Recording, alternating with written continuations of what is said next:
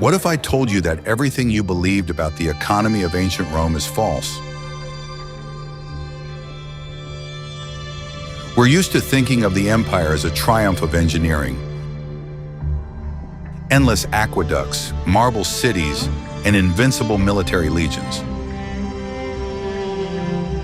But the real hidden engine of this vast ancient state wasn't made of concrete, bronze, or steel at all.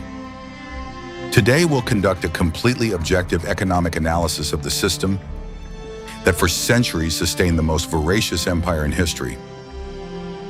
Imagine a modern multinational corporation with its global logistics, regional branches, and aggressive tax optimization.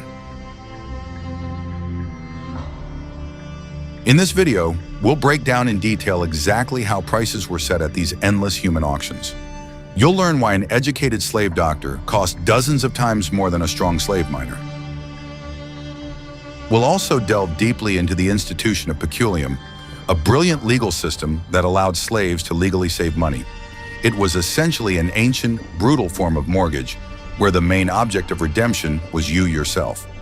And this was by no means an act of mercy or kindness on the part of the wealthy masters.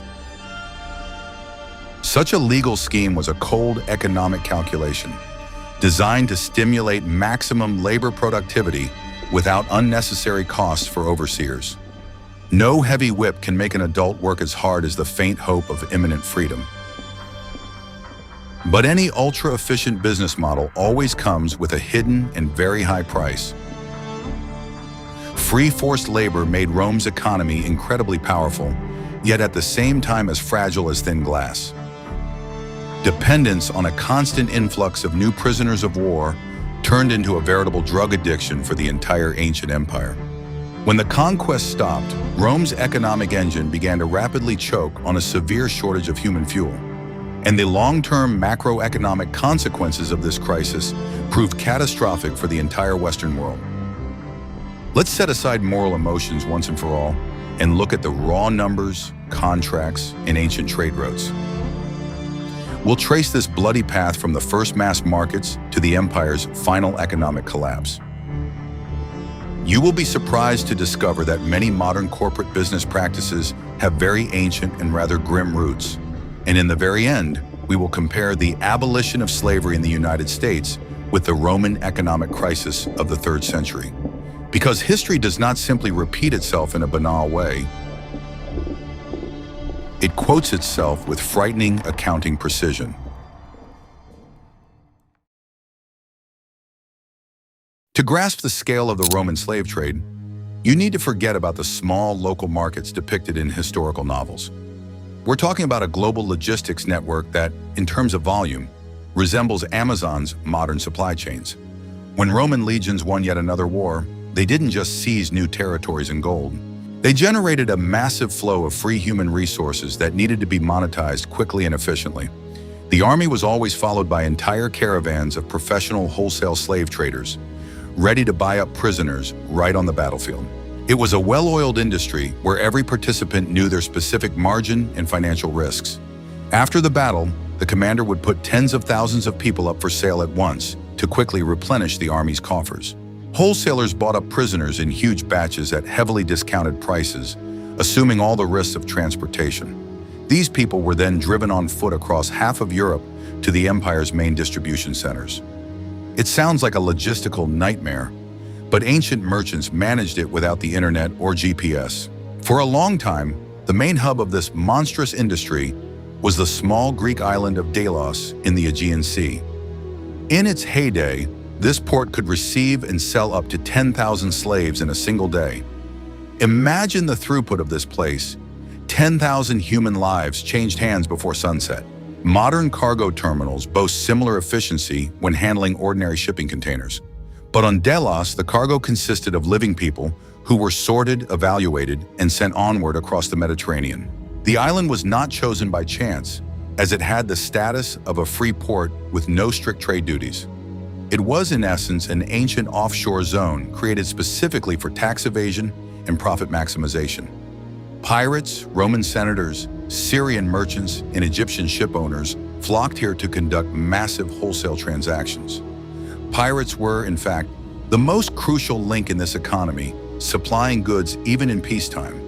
The Romans turned a blind eye to piracy as long as the pirates reliably supplied the markets with cheap labor. But delivering goods to the market was only half the logistical success of any ancient corporation. The goods had to be properly prepared for retail sale to maximize the final financial profit. Before the auction, slaves were washed, fed high-calorie food, and sometimes even rubbed with oil to give their skin a healthy glow. Appearance directly influenced the final price, so pre-sale preparation was a separate and highly profitable business.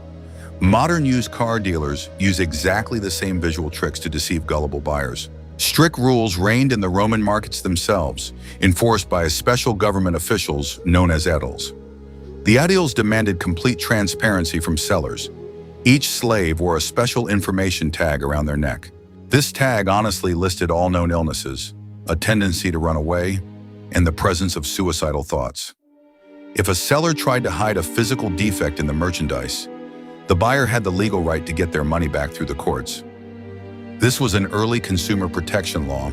Only the object of consumption was another human being. Roman legislation in this area is striking for its cold and ruthless legal precision. Slaves with defects not disclosed at the time of sale were subject to return within 6 months. There were even warranty periods in case the purchased slave suddenly fell ill with an old hidden infection. Sellers sometimes placed special caps on slaves, which signified a sale without any legal guarantees. Buying such a person was akin to purchasing broken equipment at a flea market, cheap but at one's own risk. This meticulousness had a simple explanation. Slaves were a very expensive and important asset, comparable to real estate. The Romans could not afford chaos in the market that ensured the survival of their agriculture and industry. The stability of contracts guaranteed the stability of the entire macroeconomy, which depended on daily supplies of free labor. Therefore, the state strictly regulated the slave trade, collecting taxes on every transaction and filling the budget. It was a cynical but perfectly oiled machine, generating colossal revenues for the imperial treasury. Interestingly, the Romans themselves often despised slave traders, considering their profession dirty and unworthy of a noble person. However, this did not prevent senators from secretly investing millions of sesterces in these very trading syndicates. The elite earned huge profits off the suffering of others, while maintaining the appearance of moral purity. Modern corporations often act the same way, relocating harmful and toxic industries to third-world countries. Money has no smell, and in ancient Rome, this rule was understood long before it became a catchphrase. Ultimately, this entire logistical chain ensured the smooth operation of a gigantic ancient mechanism. From the battlefield in Gaul to the vineyard in Italy, a person was transformed from an individual into a standard economic unit. And at every stage of this brutal journey, someone received their lawful and clearly defined share of the profits. The system was so profitable that abandoning it would have meant committing economic suicide on a national scale.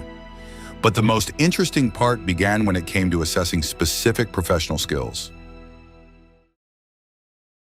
If you think that all slaves were worth roughly the same, you are deeply mistaken. The Roman labor market was as strictly segmented as a modern job search portal for high-paying positions. A person's price depended not only on their physical strength, but also on their age, appearance, and education. An ordinary unskilled farmhand might cost around 500 denarii, which was equivalent to a legionary's annual salary. This was the base price for muscle capable of digging the earth or hauling heavy stones under the scorching sun. But as soon as any useful skill was added to this base package, the price began to skyrocket. A literate slave who could read and perform basic accounting calculations was already several times more expensive. And if a person was a specialist in a narrow field, his value soared into the stratosphere, out of reach for ordinary citizens. For example, a skilled slave doctor from Greece could be valued at an incredible 50,000 sesterces or even more. For that money in Rome, one could buy a decent estate with land and a dozen ordinary workers. Why were educated Greeks so insanely expensive at these cynical, ancient auctions? Because the Roman Empire was developing faster than it could train its own professional workforce. By conquering Greece, the Romans gained access to thousands of ready-made architects, philosophers, doctors, and talented mathematicians. Why spend years educating your own son when you could simply buy a ready-made professor at the nearest market? It was the ancient equivalent of a brain drain, only the brains were transported in chains under heavy guard. Slaves skilled in the culinary arts were especially prized, as wealthy Romans loved to host extravagant feasts. A talented chef was a status symbol that patricians boasted about to their high-ranking guests. The cost of such a culinary genius could exceed the price of an entire warship, fully equipped with everything necessary. It is known that the philosopher Seneca complained about the madmen who bought chefs for the price of a whole herd of fine horses. But for the elite, this was an investment in their personal image, which in Rome often translated into political power. Equally shocking were the prices of slaves who served as personal secretaries and financial managers. The Romans disliked handling routine paperwork, entrusting the management of their vast fortunes to intelligent slaves.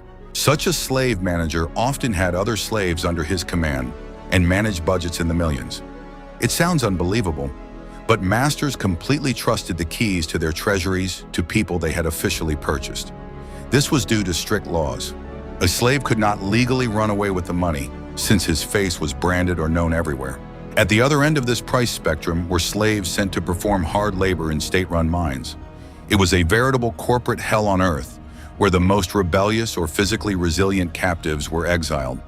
The cost of such a slave was minimal, because his shelf life rarely exceeded a couple of agonizing years. The owners of silver mines in Spain treated people like disposable batteries, squeeze out the energy and throw them away.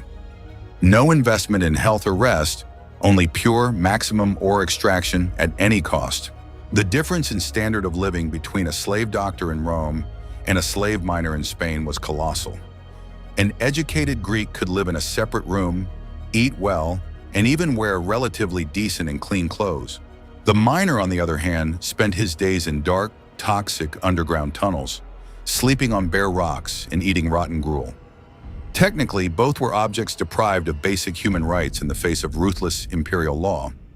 But economic reality created a rigid class system within slavery that determined every aspect of their existence. Modern corporations use a similar logic of segmentation, dividing employees into top managers and rank-and-file workers. Top managers are provided with insurance, business-class flights, and comfortable offices with free coffee. Warehouse workers have strict limits on bathroom breaks and are paid the minimum wage. In ancient Rome, this gap was even wider, but the basic principle of differentiating the value of personnel remained the same. The harder it is to replace a part in the economic mechanism, the more expensive it is to maintain and service it.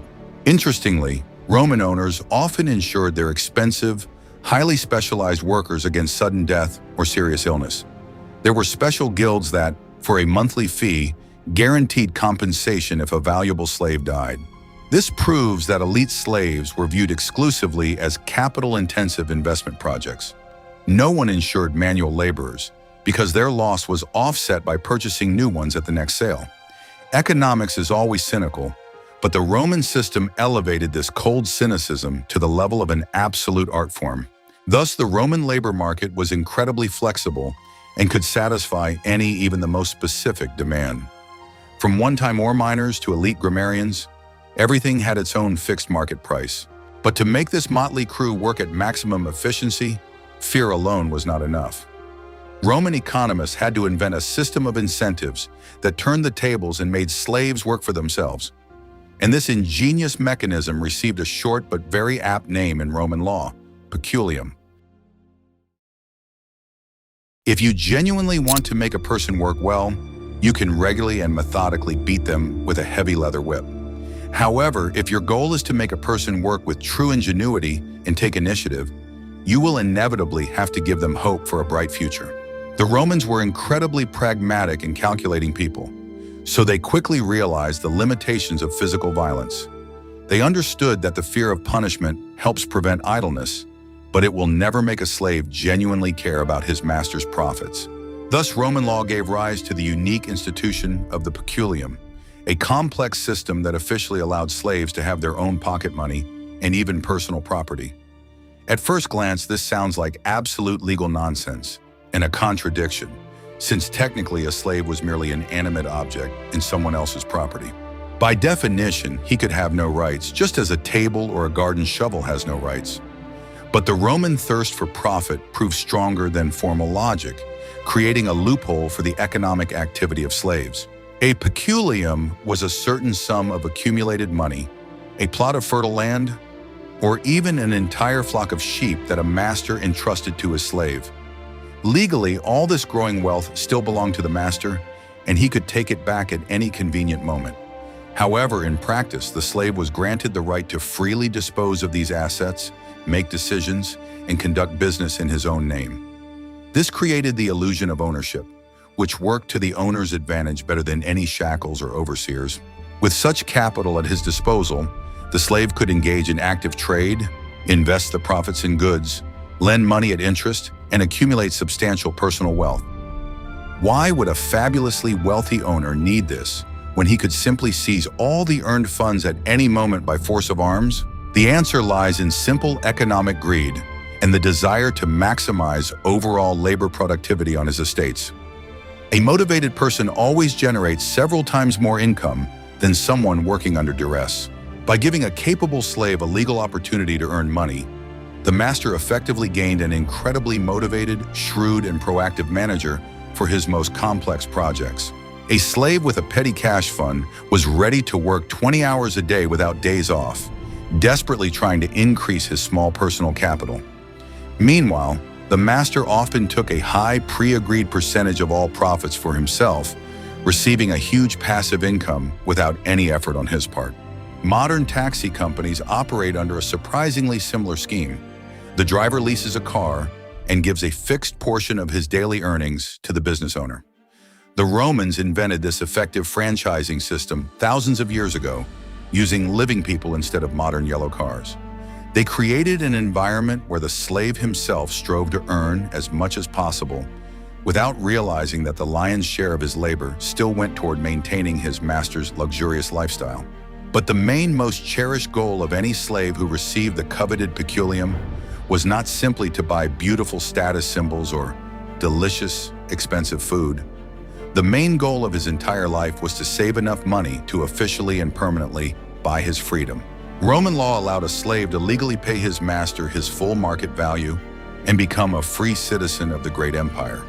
It was a monstrously complex and long game, requiring decades of strict frugality and constant risk. A slave had to earn enough money to fully compensate his master for the loss of that very slave as a valuable labor resource. But it was precisely this elusive, distant carrot dangling on a long stick that drove the entire ancient economy to spin at an incredible frenzied pace. The possibility of throwing off the yoke of slavery was the very powerful incentive that transformed oppressed people into the most efficient entrepreneurs of their time. Ransom for freedom was never an act of goodwill or a fit of mercy. It was an exclusively cold and profitable commercial transaction for the owner. Think about it.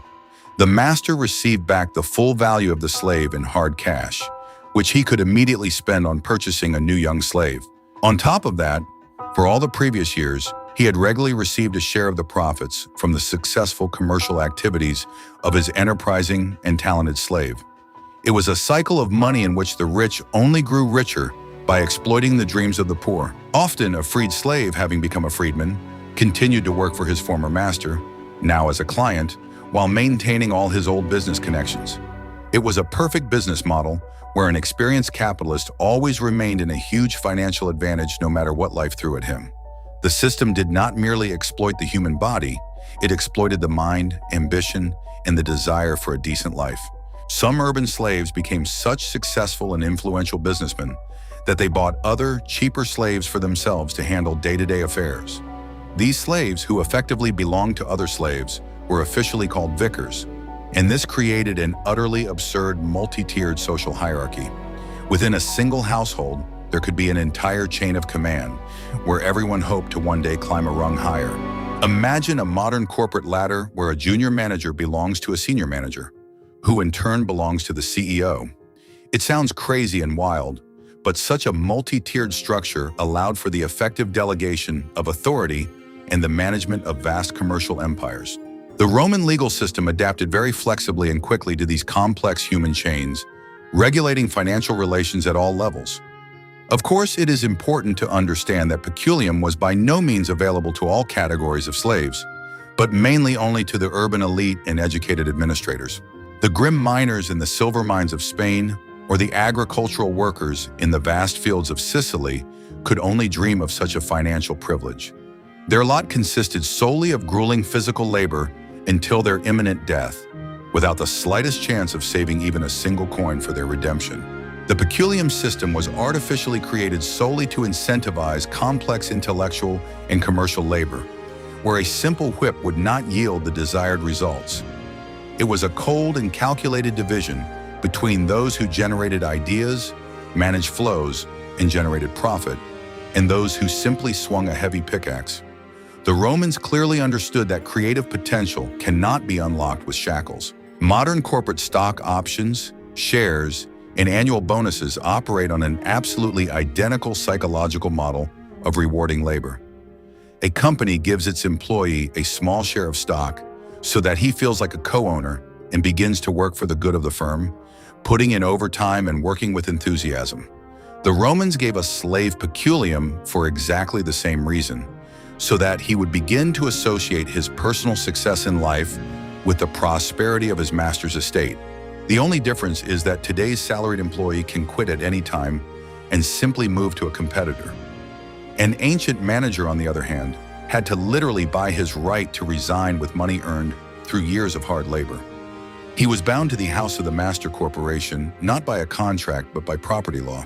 It is also interesting that the master could, at any moment, absolutely legally and without hindrance, seize the accumulated savings if the slave seriously angered or let him down in some way. This created an atmosphere of constant psychological tension and absolute dog-like loyalty on the part of the most talented but powerless managers. Every word and every action of the slave was aimed at maintaining the owner's favor.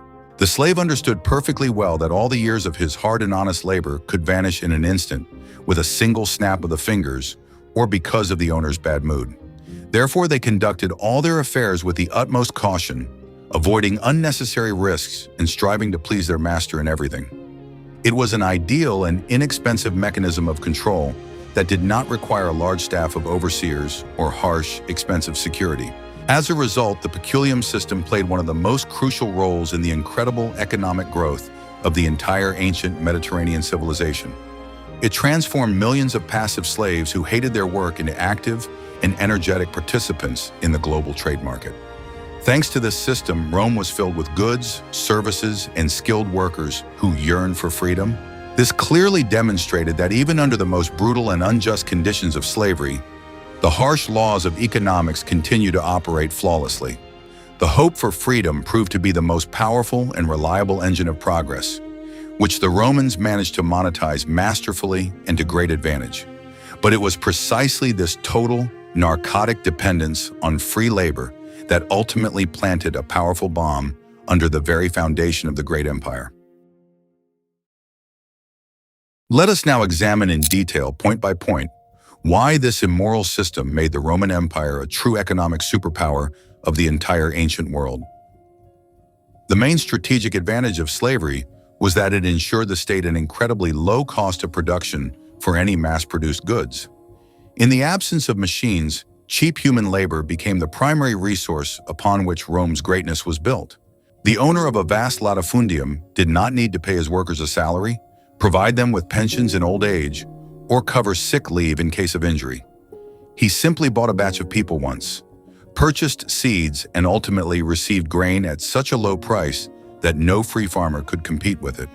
This was an ancient, highly aggressive form of dumping, systematically destroying any small, honest family business in the country. Small farmers, who had once formed the backbone and foundation of the legendary Roman army, began to go bankrupt en masse and lose their ancestral lands.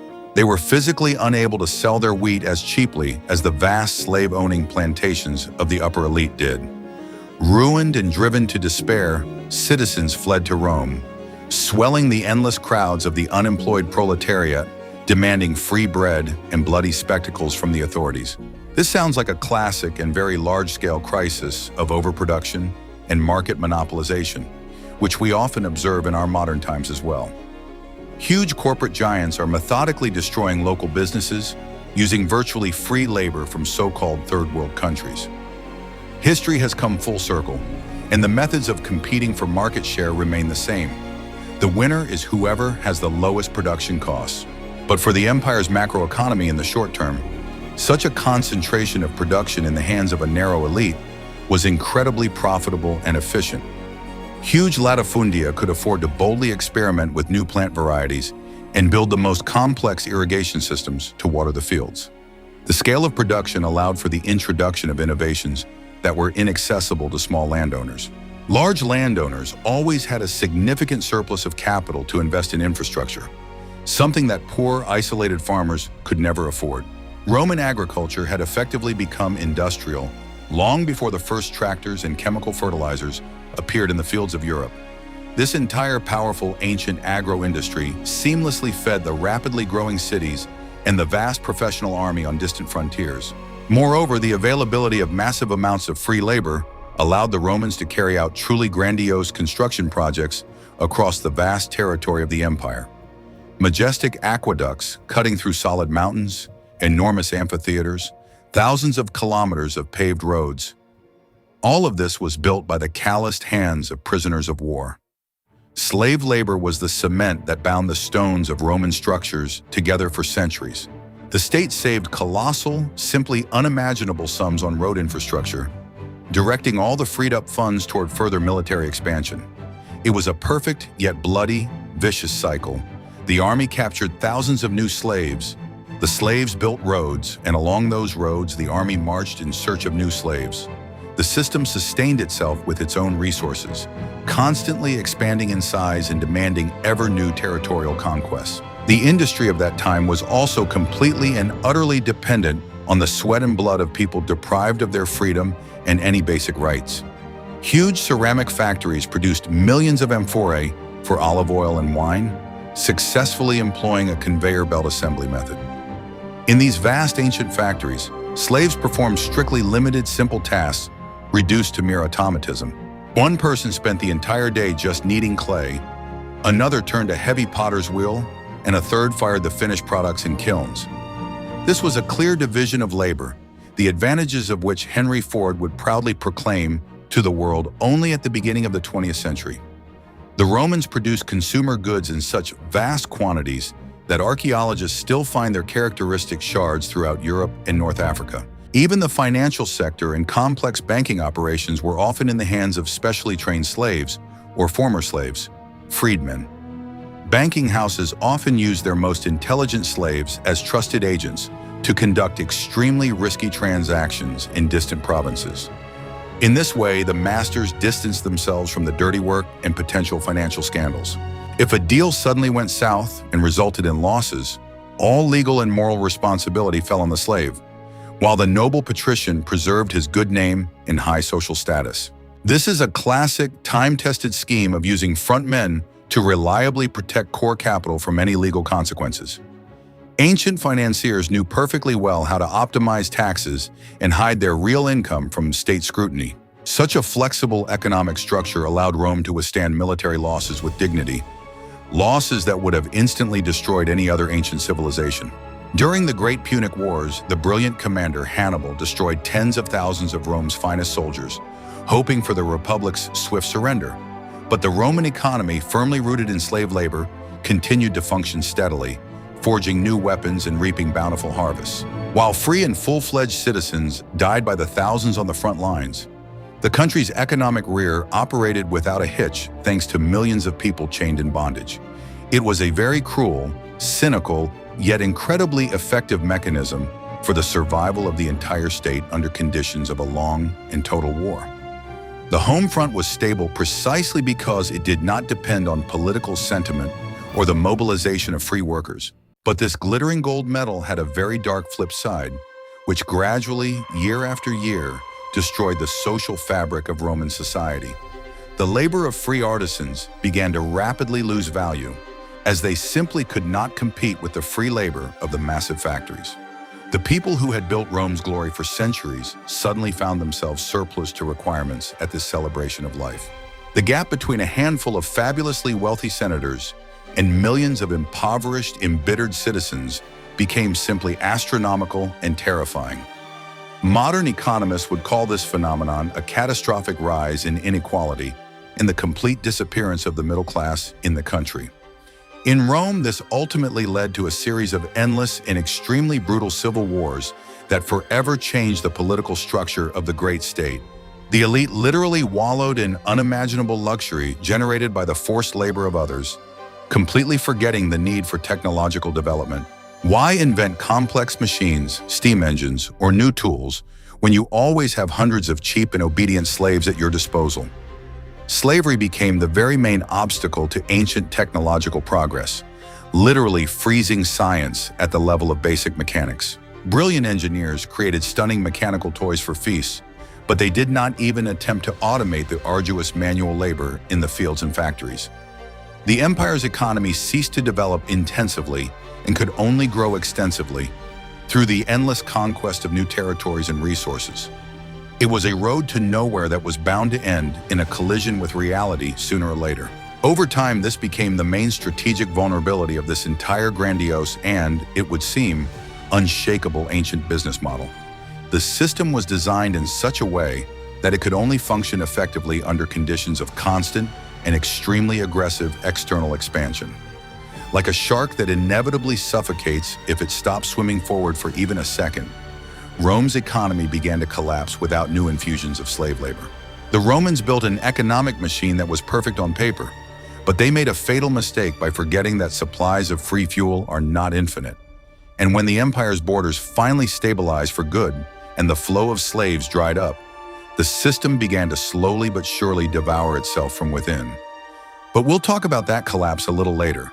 For now, let's figure out exactly how this machine worked in its heyday.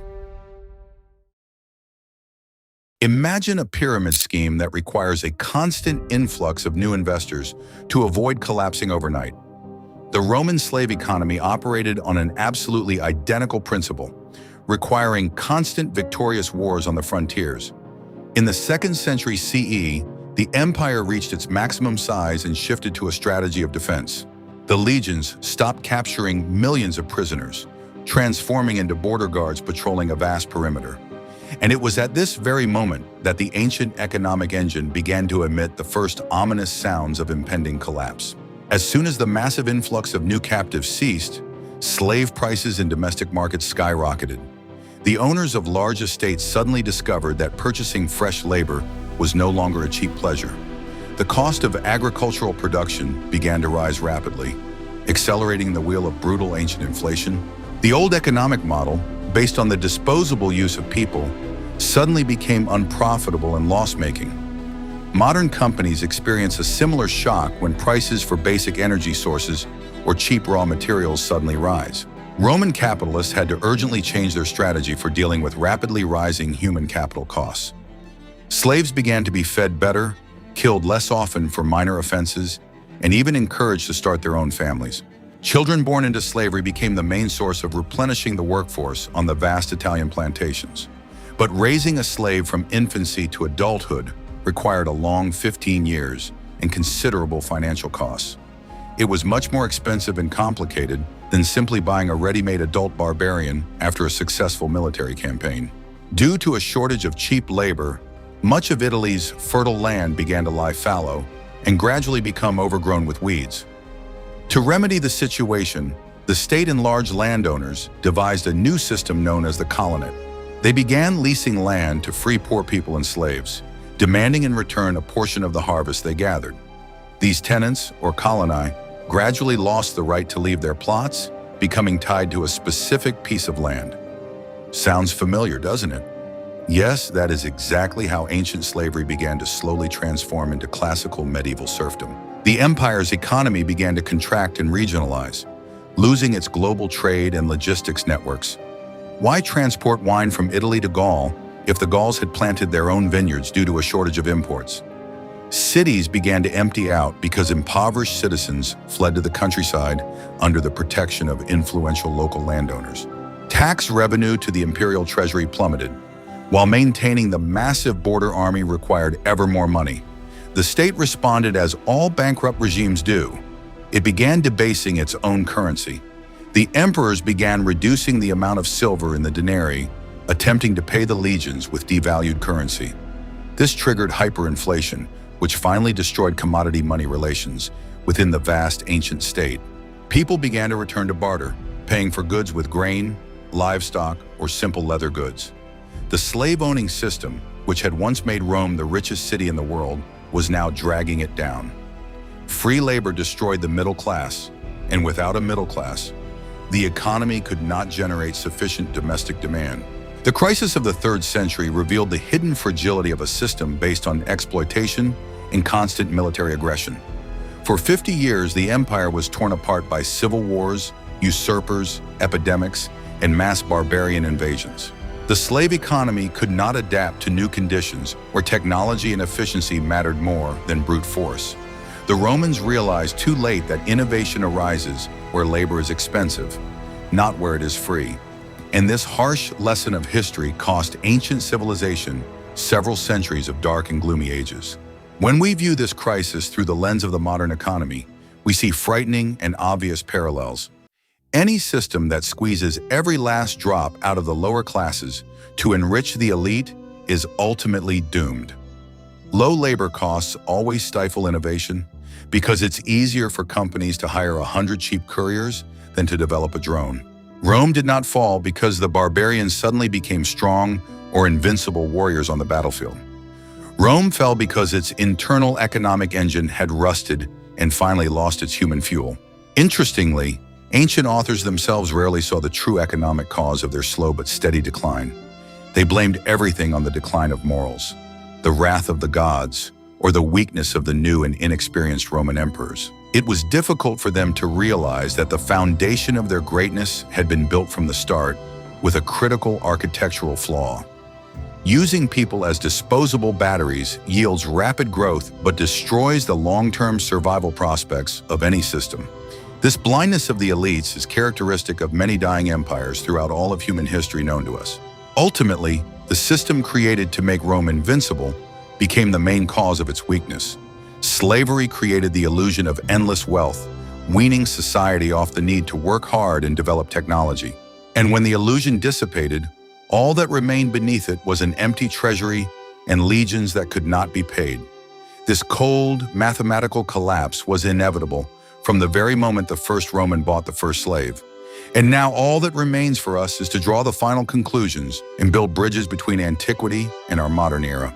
Let's now draw a very interesting and unexpected historical parallel that will put everything in its proper place. Let's look at the abolition of slavery in the United States of America and compare it to the economic crisis of the 3rd century. At first glance, these are two completely different events that took place in entirely different historical eras of human development. In America, there was a civil war fought for the ideals of freedom, while in Rome, there was the slow economic suffocation of a vast empire. But if we set aside our emotions and look at the raw data, we will see a surprising and alarming economic parallel. Before the Civil War, the American South was a typical latifundia of gigantic proportions, built on the free labor of people. They produced cheap cotton just as Roman patricians produced cheap grain and olive oil.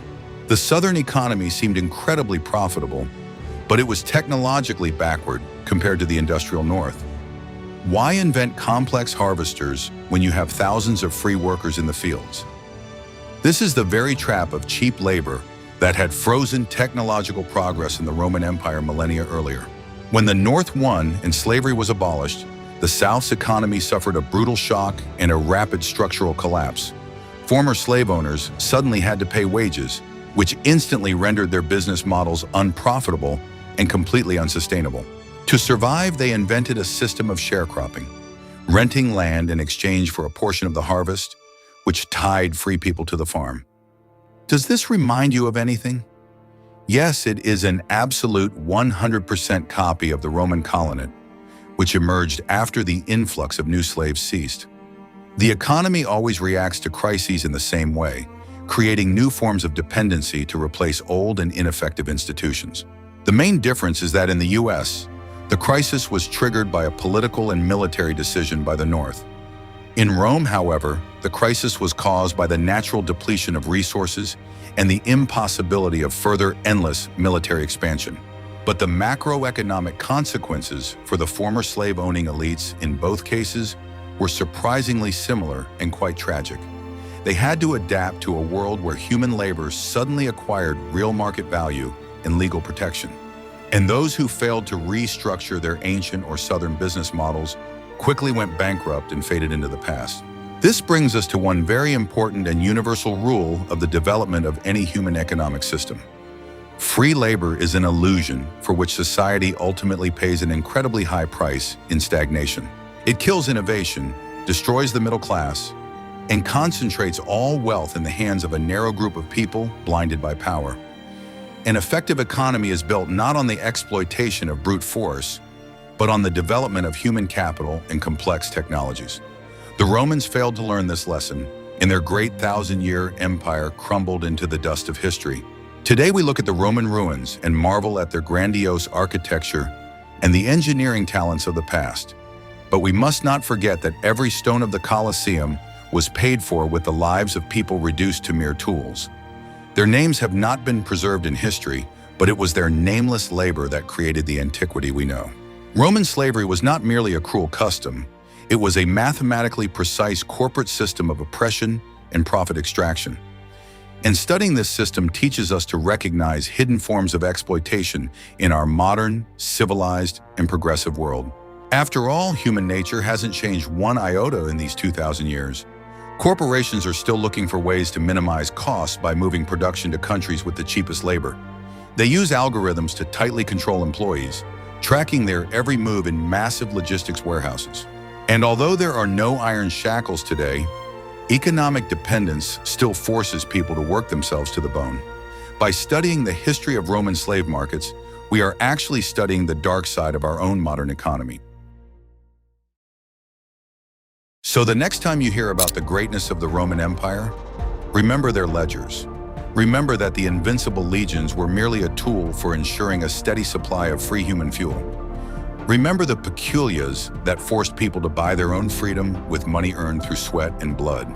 This does not diminish the achievements of antiquity, but it paints a more honest, pragmatic picture, free of harmful romantic illusions. Real history is never made up of beautiful legends, but of harsh logistical chains and tax returns. I hope this cold economic analysis has helped you look at ancient Rome from a completely new angle. History isn't just a list of dates and names of great generals memorized in a boring high school classroom. It is a complex and fascinating science of how people organize the exchange of resources for their own survival. Understanding these ancient mechanisms provides us with a powerful key to understanding the processes unfolding right now around us. This is because the laws of economics, unlike the laws of the state, operate identically across all historical eras without exception. Thank you for watching this in-depth analysis all the way through. I appreciate your attention and time. Share in the comments what other hidden economic systems of the past you'd like to explore on this channel. Subscribe so you don't miss new videos about how the history of our complex world actually unfolded. Remember that the most interesting things are never found in textbooks, but in boring old ledgers. Until next time, and may your labor always be fairly compensated in today's free market.